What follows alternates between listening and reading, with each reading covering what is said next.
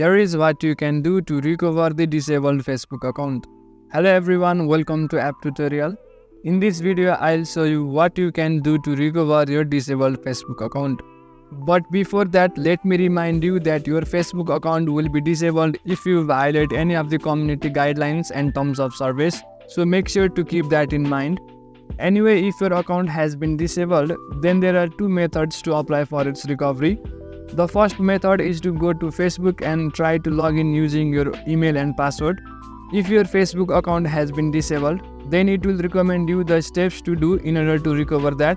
Simply follow those steps and you will have successfully applied for recovery. Another method that you can do is go to any browser. Then on the search bar type disabled Facebook account recovery. Among the search results, you will find my personal account was disabled result. Tap on it. Then after, you will have to fill a form using your correct details. You will also have to upload a photo of your valid ID. After you do that, your application to recover the disabled Facebook account will be sent to the officials. Then after, the moderators will look into your account and decide whether to enable your account or not. So in this way, you can apply to recover disabled Facebook account. I hope you found this video helpful.